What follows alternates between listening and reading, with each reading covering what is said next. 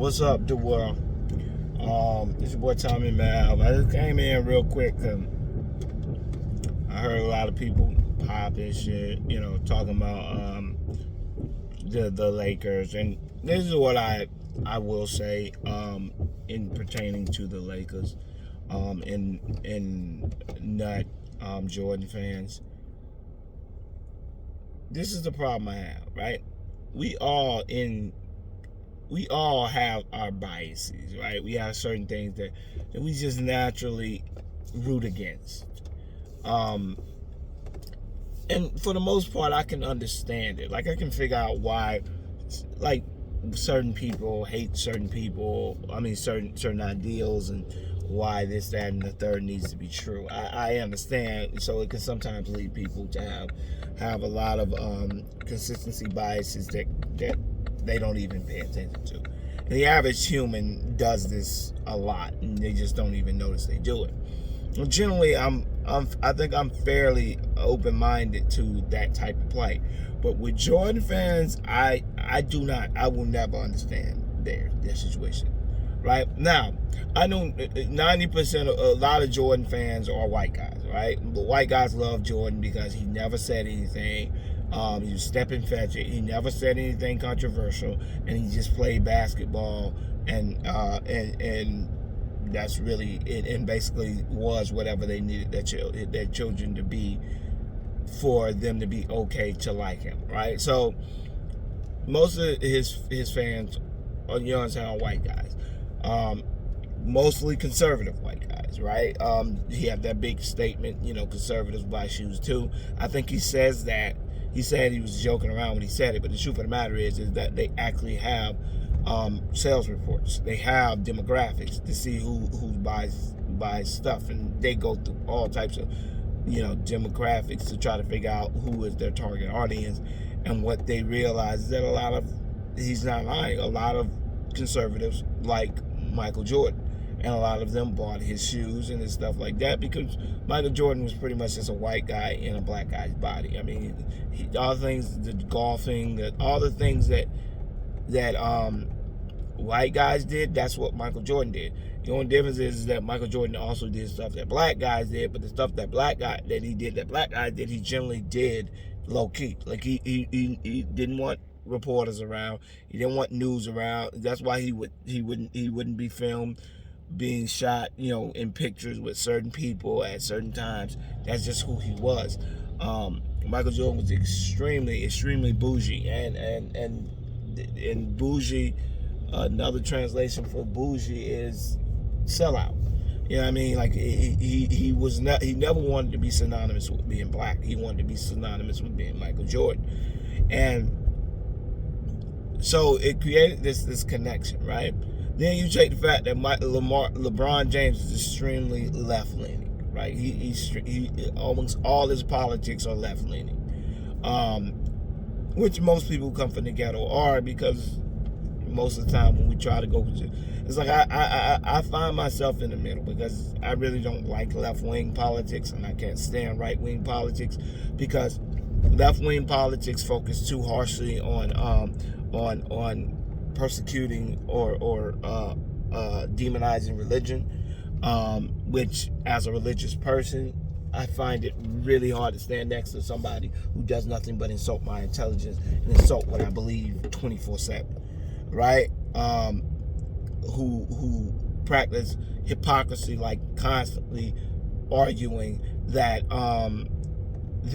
we need to be cognizant of stereotypes that may lead to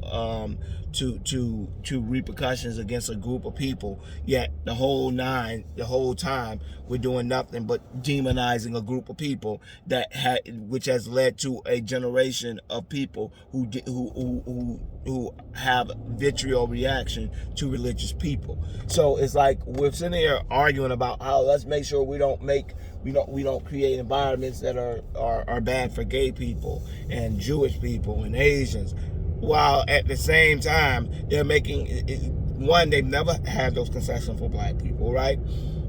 The way they portray black people on television from the 20s and 30s has always been ridiculously stereotypical, bad. I mean, they don't have any white. They have little to no diversity in the writers' room, and I couldn't tell you how many ridiculously cringe-worthy black films were written by white guys. Soul Plane is one that pops in mind off the top of my head. You know what I'm saying? These people see us in a certain light, and it's a concession they give to everybody else but us, right? When it comes to stuff that happens to other people, they have to do something. When everybody has to stand in unison and fight against this. Yet when stuff happens to black people, the only people arguing about it is black people, right? But we have few to no allies 90% of the time. None of our policies ever get in.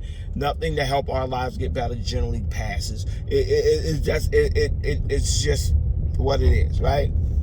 You know, Deuteronomy 28. I understand. That's our curse. But when you sit there and you're watching this jump from the outside, it's like, give me a damn break, right? That's why I can't stand that. Right wings. I mean, it's like there's this big corporate business, right? They don't care anything about. They try to paint them as racist. I don't think they're racist. I think they just don't care about anybody. I think they practice. They go under the guise of being some type of religious standard, and religion being their moral compass. Yet the only thing that seems to move the meter with them is money, right? All they ever change and all they ever do is keep rich people rich and poor people poor, and argue about how it should be that way because rich people somehow work harder, and that's the theory. That your upbringing has no connection to how much money you make. Your circumstances have no connection to what money you make. We should just let people who have money keep money, and people who are poor should fend for themselves. After we already don't use the ladder to climb up, now we pull the ladder away from you and tell you that you got to learn to climb up on your own. It's disgusting. They don't care about poor people. They generally don't care about most things outside of finding ways to cut taxes and cut government programs that help poor people. It's like I don't see many policies they put through that ever helps anybody outside of rich people. And same thing with Democrats. The only difference is Democrats have an easier way of hiding it. Right, a Democrat will get on TV and preach about the injustices in the world, and then spend all their money and their resources getting rich people richer as well. The difference is they lie. Republicans don't lie; they just fearmonger to make people feel like, hey, you got to do this because if you don't do this, I know we got all the money, but it'll be worse if somebody who's black or someone who's Spanish or someone who's Asian or someone who doesn't look like you has the money. So, hey, let us keep America with the rich people, white people being the rich people, and everybody else being poor. And the truth of the matter is there are more white people that are poor than anybody else, but they don't care because the richest people are white. So they somehow believe, show that we own the country. But when it starts to turn around and all those people you start to realize there's no real connection there, and you start to understand why it seems dumb to even go on those paths of thoughts. You know what I'm saying? Of falling into a political party, because I don't. And like I said, I had a deeper understanding than most people about the stupidity and the evil behind these parties. But this is a sports channel, so I'm not trying to spend enough time on talking about politics. That's not really what I do. But it's just pointing out how I don't get on either side. It's hard for a black Christian person to be on either side because both sides are just you gotta give up one for the sake of the other. If you are a liberal, then you have to give up all connections to your religion. You have to basically coon against your religion, right? And if you are a conservative, you basically 90% of the time have to side with people who hate, who say some disgusting things about people who look like you. And you have to kind of look the other way for the sake of your religion sometimes. And your religion is always supposed to come first, but nobody ever said that you had to choose between the two, right? You just don't need to stand with people who are racist bigots, who don't care about poor people, and you don't have to stand with glad-handing, pandering idiots who care nothing about anything but rich people. You can stand on your own and just say, I like this policy, I don't like that policy. I like this policy, I don't like that policy. You don't have to fall within a party to have an opinion. And so I try not to. But when I realize when it comes to somebody like a LeBron James, it's like he falls left, and so you got a bunch of right-wingers who can't wait to criticize him for anything. They do not want him to outdo Jordan, because Jordan was the perfect Negro, right? He was the perfect athlete, right? Every time you saw him in a picture, it was with white kids all around. Whenever he talked about anything, it generally was white-leaning. It was American culture. That he was just, like I said, he has no identity outside of being Michael Jordan, but he definitely was more so. If you made him white, you wouldn't be, and he had all those gifts and stuff like that, he really wouldn't have to change his life much. You know what I'm saying? When you go back and you see his documentaries about him growing up, most of the people talking are white. You know what I mean? He grew up around mostly white people. So Michael Jordan was the quintessential Negro that they love. LeBron James will never be that. That's why I never understand ignorant ass black people who love Michael Jordan, because I don't really understand the appeal there. You know, Michael Jordan was extremely selfish.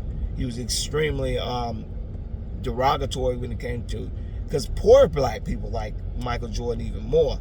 And if you hear some of the that Michael Jordan said about poor black people, I don't even understand how you could not just be just blown away with how terrible this guy is. Yet in your mind, you're going to jump on that and say, "Oh, I think he was the GOAT, so therefore I'm going to excuse everything because he could shoot a lot of shots."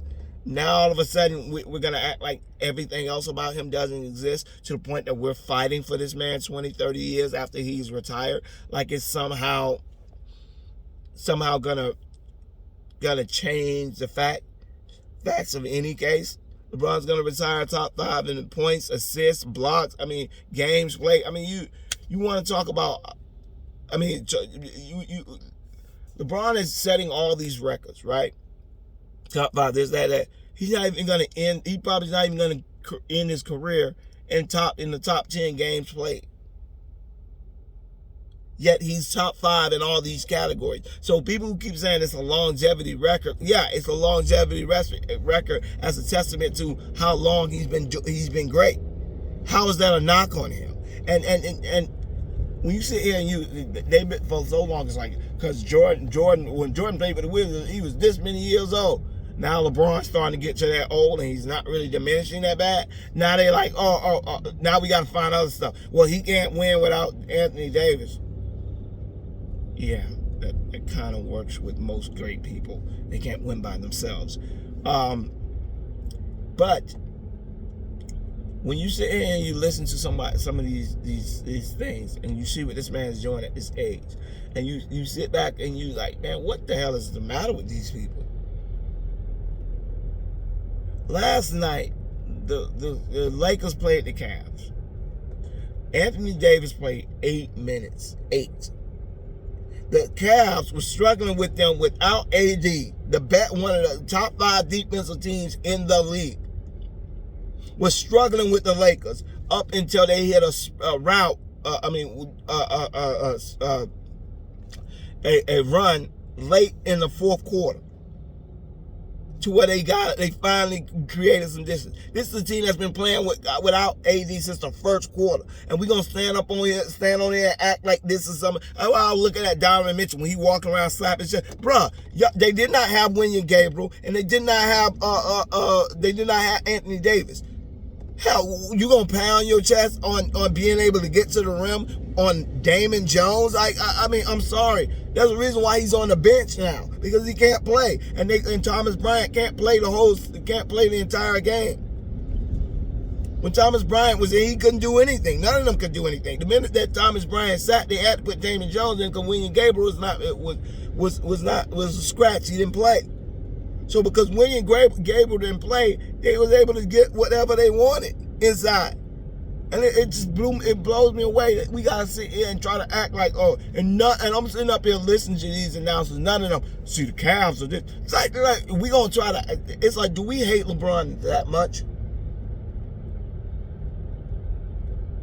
that we just ignore all? It's like when like I said, my biggest reference is Lamar Jackson. Because the same way they treat Lamar Jackson, the same way they treated Cam Newton, the same way they treated Michael Vick, it's the same way they treated Vince Young, Brendan Cunningham. That's what they do. The media is nothing but stooges who come out and say what rich white people want them to say. And at the end of the day, that's what they do. Right? So when you sit up here and you hear them acting like the Cavs are somehow proving something for struggling with a team that was down two of their top big men, because they were able to outscore the Cavs 72-50 in the paint without AD or William Gabriel. Yet with Thomas Bryant on the court, they were still plus.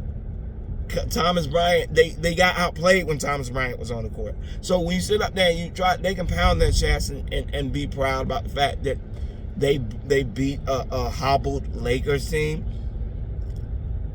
And everybody can stand up and say and act like, oh, this proves something. It don't prove anything. It didn't prove anything at all. Aside from the fact that if AD was playing, it probably wouldn't have been close at that point. But this is the problem they have. They root so hard against LeBron that they will take anything they can get.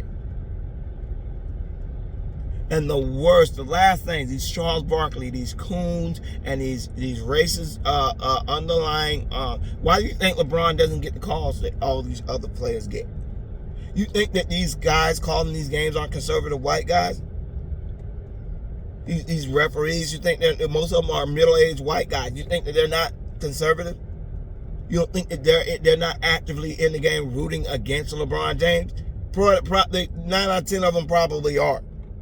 So when you're sitting there and you're watching these games, and you're watching how guys who don't attack the ball, the rim nearly as much as LeBron get away, you can't touch them, right? So LeBron said, you know what, I'm gonna develop into more of a jump shooter so that I can get more calls that way. They don't even give him calls there. People slide up underneath him. They're not allowing him to extend on his shots. All this stuff.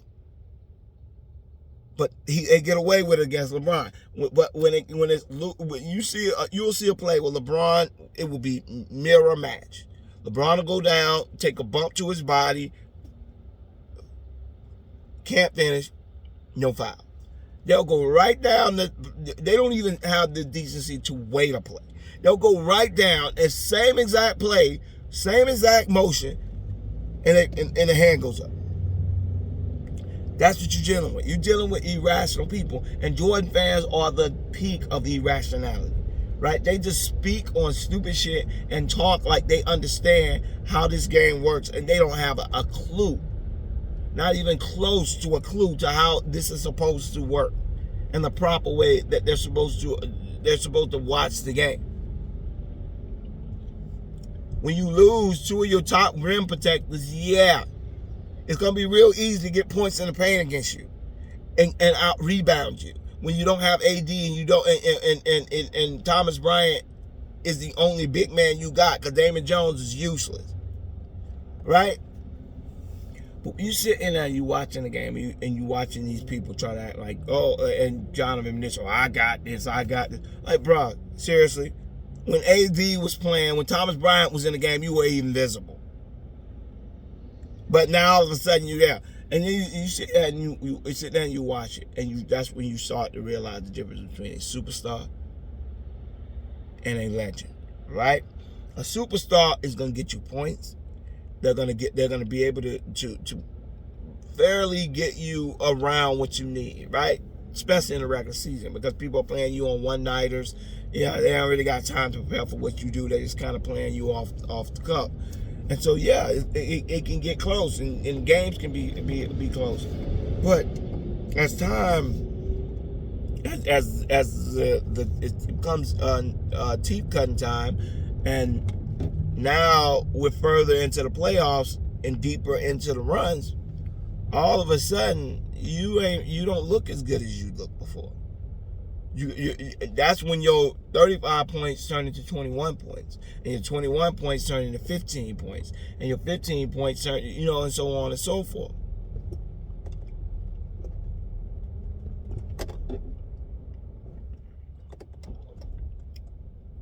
And I think that's the difference between Donovan Mitchell and a guy like a KD, LeBron, Giannis. Tip your hat to the fact that they're playing better. The Cavs are better than they were last year. I don't think that they wouldn't have got the same thing if Colin Sexton would have came back. I think Colin Sexton was a good player, and he's a good player now for the Jazz, and I don't really think that Donovan Mitchell was that much of an upgrade. And so when you sit in it, it's up. I think that that Sexton was a better defender than him. And Donovan Mitchell was a slightly better offensive player than Colin Sexton, but not by much.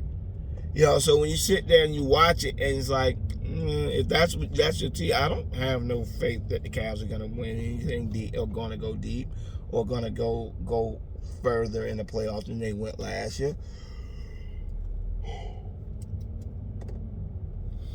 If you think that you're gonna be able to lead on Jared Allen and Mobley, Evan Mobley, be my guest. Those guys ain't beating many people.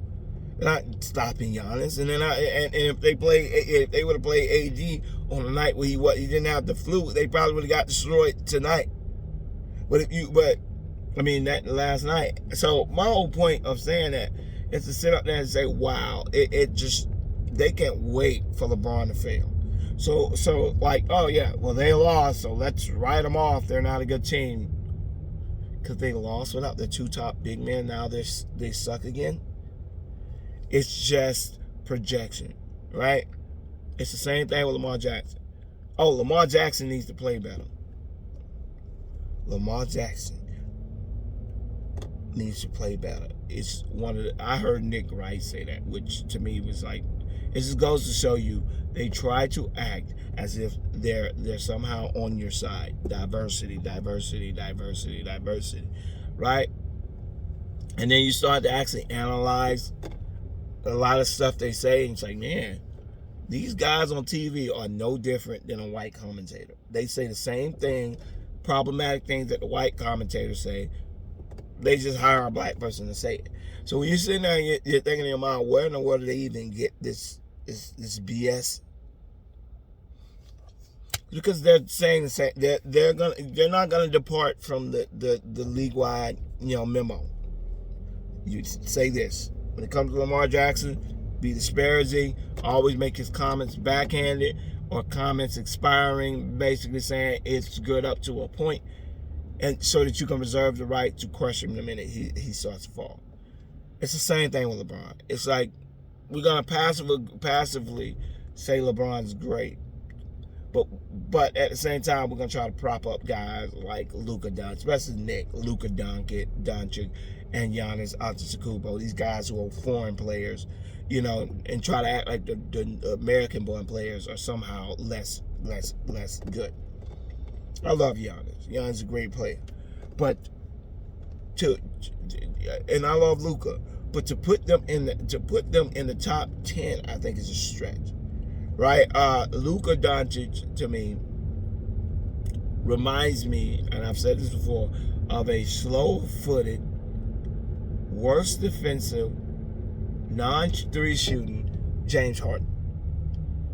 He's just a guy who dominates the ball, and they're gonna win in the regular season like gangbuster, because a lot of times he's going to get a lot of favorable matchups because he's going to just keep passing the ball. As long as they're making a shot, nobody cares. When nut cut time comes and gut check time comes, and now these guys got to make their shots because they're not going to get 4 or 5 misses. They're going to need every shot that they make. Now all of a sudden, then Luka starts to press, starts to stop passing, starts trying to fall into people to get fouls, and next thing you know, they're out of the playoffs. Just like James Harden, just like all these other guys did before. But we've seen this guy play, this uber ball dominant player, a superstar who just keeps the ball in the hand the whole time and marginalizes the talent of the people around him. And I think that's what you're gonna get. That's what you're gonna get with Luka Doncic, and I think a lot of these guys who are ball dominant like that, they're gonna play themselves they're gonna play themselves in the corners, and I guarantee you, Luka doesn't make it out of the second round. Giannis is a good player. So Giannis is a dominant player who does not need to. He's extremely efficient. He doesn't need to have the ball in his hands every 2 seconds like a Luka does. So I like Giannis, but the point is that they go on TV. These sports announcers go on their shows and they just spout all this. Who are the best players? They're all foreign players. I think they said top 5 players out of the top 5 players, 4 were foreign. By the white media, obviously. If you ask the average black person who the top 5 players in that, what's his name? Jokic wouldn't be in the top 5. He would be hard pressed to be in the top 10. You ask Luka Doncic is okay, but he is not a top 5 player. He's just if he's a top 5, I don't understand what makes him a top 5 player more than a guy like Trae Young or Donovan Mitchell. I don't really understand why he's a top 5 player for doing the same stuff they did, except he can't shoot the 3 and doesn't play any defense. They have Steph Curry there too.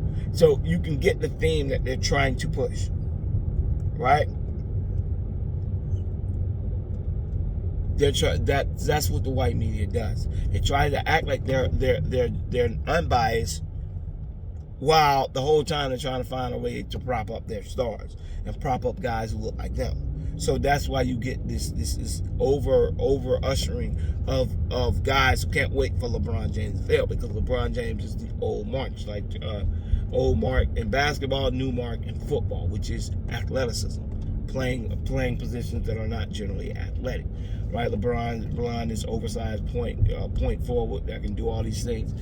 Right, it's fine when Luka Doncic do it because he's white, but when LeBron does it, then we gotta sit there and pick and choose all this stuff, because, Lord forbid, LeBron James is the last role model basketball player that utilizes his athleticism. Right, and we want to take that out of the game because we want players that utilize their shooting and shooting more, and they're passing more, and playing in a style that is more conducive to making us look good. That's what they're doing. That's why Jokic asked them to get out of the first round, win an MVP every year, because they're trying to set a precedent with these people, making sure that they're getting this validation for being mediocre players. And it's the same thing they do. Only difference is that makes basketball different than football is football you can stack the deck, right? You can trade all the best players to white quarterbacks, give them all-star teams, and watch them flourish. In basketball, you can't do that because, one, most of the top players in the league are black, and most of them are not going to go and play second fiddle so that you can look good, right? So when you sit up and two, you can't put a line around them, give them a bunch of wide receivers, set up a bunch of rules that basically allow them to dominate. You can't do that with basketball. Basketball, you have to actually be good. You can't just stand in one spot and just alleviate your responsibilities by passing to someone else and letting them make the athletic play, or standing in the pocket while other people fight to keep you standing upright, or stand on the sideline while the other team gets you the ball back. No, you can do that. Football is the most team-oriented game that is focused on one player that I've ever seen in my life. Only sport where a quarterback, the person who does got the least amount of work, is somehow giving the lion's share of the credit. The quarterback. The guy that stands in the pocket most of the time and just throws 2-yard slants, while other people are fighting like hell to keep him standing upright, and other people are taking hits for his yards. It's the most ridiculous. It is the most white-centric, perfect position in the history of man. It is the perfect white leadership position. They don't do shit and yet get credit for everything. And they don't run their own touchdowns. They throw the ball to someone else and they run. They stand in the pocket while other people fight to protect them, and then they hand the ball off and watch other people actually play football while they just stand on the side and hope they don't get hit. They got rules that prevent you from touching them, that prevents you from hitting them, even when they're running outside of the pocket. It's just the quintessential rich white guy position. You can't get the chances of you getting hurt are alleviated.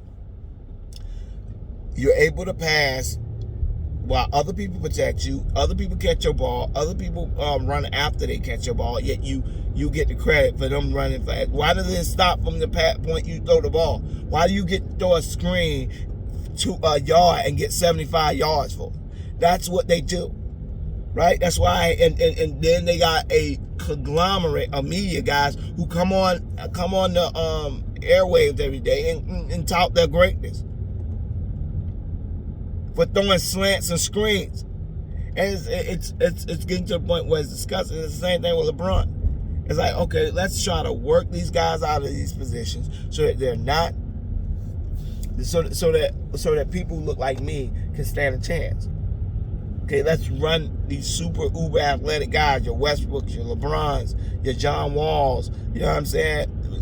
Let's try to run these super uber athletic guys out, and let's try to prop up guys like Steph Curry and Trae Young and all these guys who shoot the ball, don't play no defense, shoot the ball, and can't take anybody, can't really attack the rim.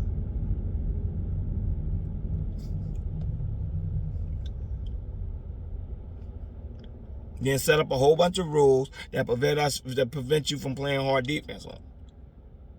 Seems to me like they're trying to prepare the game so that white people can dominate it. And they're gonna keep tweaking it. They're gonna figure out what the white guy does best, and then they're gonna tweak the game again. They're gonna figure out what he does best again, and they're gonna tweak it again. And that's what they're gonna keep doing until they can find an atmosphere in which the white guy can dominate. And that's what you can kind of see it moving that way. It started out with Steph Curry. Oh, let's change it so you can't play, so you can't slide up on them when they shoot. Let's make it so that the continuation and this, that, and the third. Okay. Now look at it. Who's the MVPs and who's the top players? Euro players. What a coincidence, right? They're not the actual top players. Don't get me wrong. But they're the players that the media prop up the most. European players. Wonder why. So, when you hear them, this baseless slandering of LeBron and guys like Lamar Jackson, you will understand why these people act the way they do. If you actually put it in context and realize this goes deeper than the games. That's why I tell people all the time, black people need to just stop. Start their own leagues, start their own football leagues, start their own basketball leagues, and stop running to these rich people, having them finance and stuff. First and foremost, a lot of their stadiums are not even financed by them. They're financed by the cities and the public. So why you need to be coming to these people and bowing down to them is beyond me, when you can half of them can start a league tomorrow if they wanted to.